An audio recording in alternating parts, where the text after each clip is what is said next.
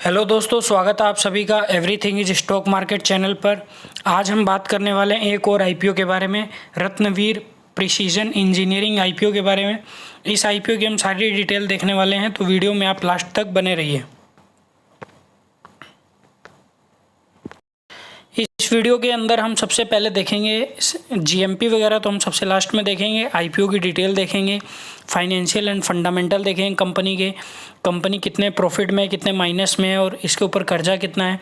Company की सारी detail देखेंगे, कंपनी क्या काम करती है, कौन से सेक्टर से कंपनी काम करती है, और आईपीओ की पूरी डिटेल देखेंगे कि आईपीओ कब से ओपन होगा और कब इसकी अंतिम डेट है और कब ये आईपीओ जो है लिस्टिंग होने वाला है। हमको अप्लाई करना चाहिए कि नहीं करना चाहिए, फॉर शॉर्ट टर्म या लॉन्ग टर्म के लिए अप्लाई करें, और कितना गुना ये पहले दिन आईपीओ भर गया यानी सब्सक्राइब हुआ, वो सारी चीज़ें इस वीडियो में हम देखने वाले हैं। तो दोस्तों, रत्नवीर कंपनी जो है, रत्नवीर प्रिसीजन इंजीनियरिंग कंपनी जो है 2002 में इनकॉर्पोरेट हुई थी।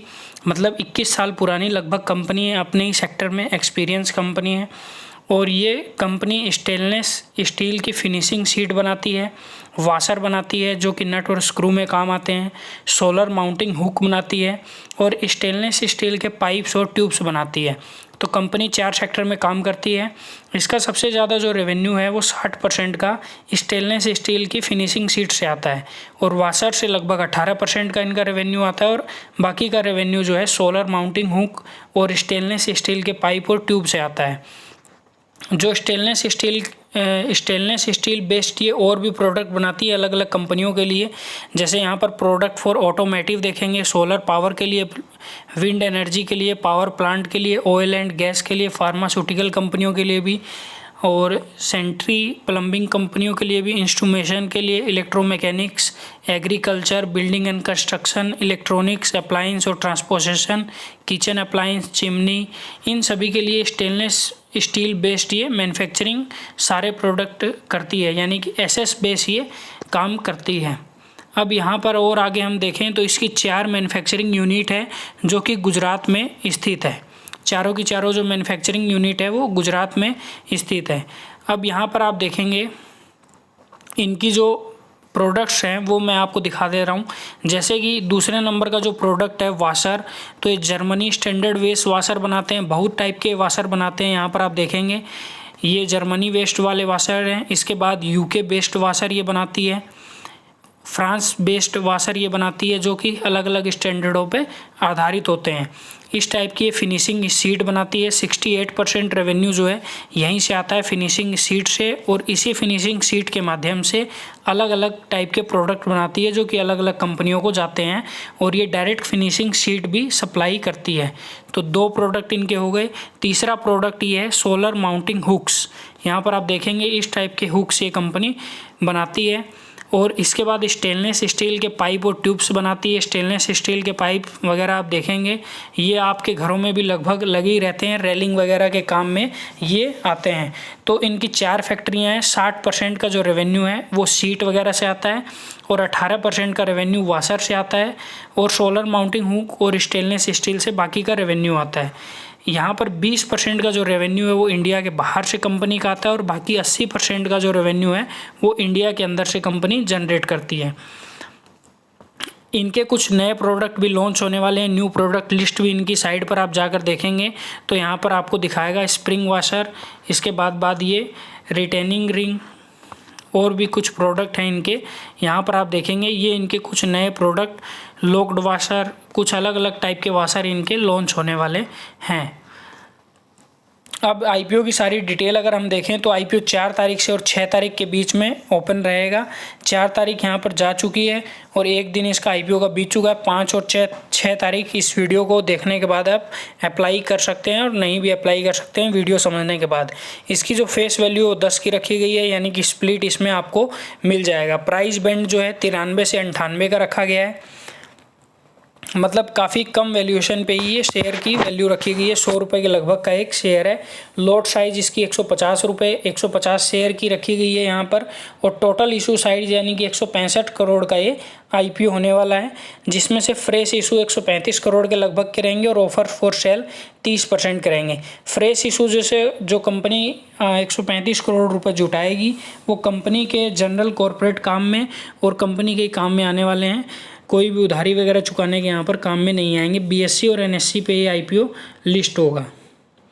4 तारीख को IPO ओपन हो चुका था। 6 तारीख को IPO की लास्ट डेट है। 11 तारीख को आपको बेसिक अलॉटमेंट के बारे में पता चल जाएगा, मतलब 11 तारीख को आपको पता चलेगा कि IPO आपको मिला है कि नहीं, और अगर नहीं मिला रहेगा तो 12 तारीख को आपको पैसे आपके रिफ़ंड हो जाएंगे।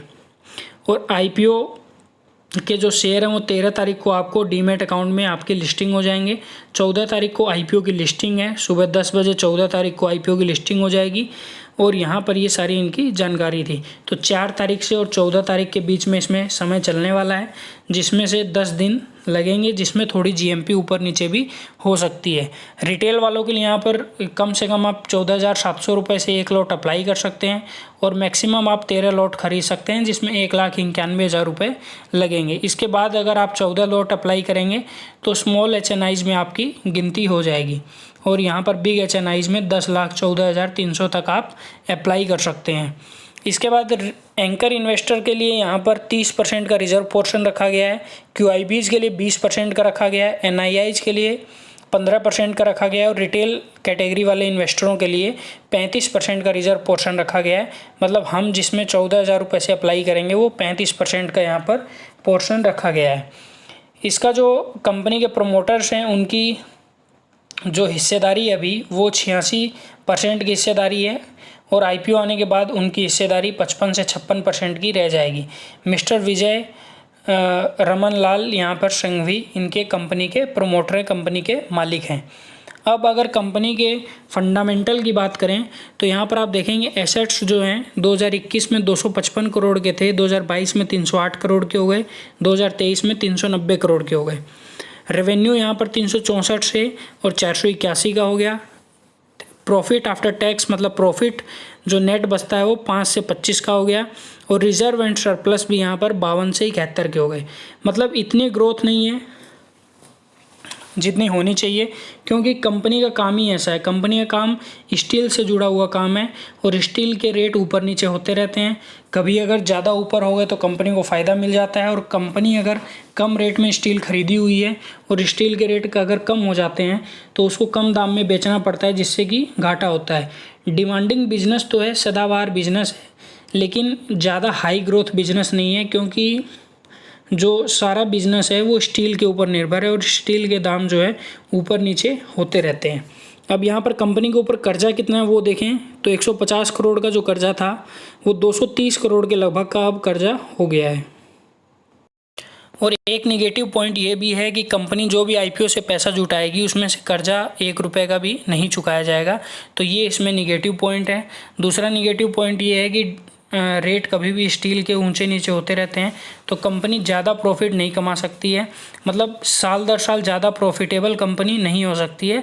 प्रॉफिट तो कंपनी कमा ही सकती है, लेकिन एकदम से रेवेन्यू में जंप नहीं आ सकती है। अब आगे अगर हम देखें तो इसका P रेशियो 19 के लगभग का है। इसके जो कॉम्पिटिटर है उनसे P रेशियो से काफ़ी कम है, तो अच्छी बात है यहाँ पर, क्योंकि प्राइस बैंड एकदम एक्चुअल रखा गया है। लगभग 97 रुपये का शेयर रखा गया है।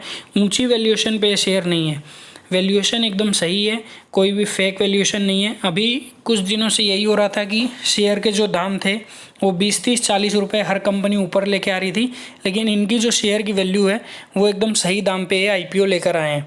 ROE इनकी 29 की है, ROC 12 की है, थोड़ी कम है, और यहाँ पर RONW 29 का है, तो ROE यहाँ पर एकदम सही है, लेकिन ROC थोड़ी सी कम है, तो एक निगेटिव पॉइंट ये भी है। अब अगर हम देखें कि पहले दिन ही IPO कितना गुना सब्सक्राइब हुआ है, तो पहले दिन ही IPO लगभग 6 टाइम्स गुना, यानी कि 6 गुना ही IPO सब्सक्राइब हुआ है। शाम की 7 बजे की रिपोर्ट है 4 सितंबर की, जिसमें से QIBs ने यहाँ पर देखेंगे कि अभी नामात्र के बराबर खरीदारी की है। QIBs लगभग तीसरे दिन ज़्यादा खरीदारी करते हैं, और NIIs ने 9 गुना खरीदारी यहाँ पर की है, जिसमें से बिग HNIs और स्मॉल HNIs दोनों शामिल हैं। रिटेल वालों ने लगभग 7 गुना यहाँ पर ख़रीदारी की है। तो अभी तक अगर 6 गुना 5.88 गुना खरीदारी के हिसाब से देखें तो अभी तक 680 करोड़ रुपए इस IPO पे लग चुके हैं, जो कि काफ़ी अच्छा है, क्योंकि पहले दिन QIBs खरीदारी नहीं करते हैं और बाकी लोग भी जल्दी से पहले दिन खरीदारी नहीं करते हैं, दूसरे और तीसरे दिन ही ज़्यादा खरीदारी करने की कोशिश करते हैं। तो अभी तक अच्छा पैसा इसमें लग चुका है।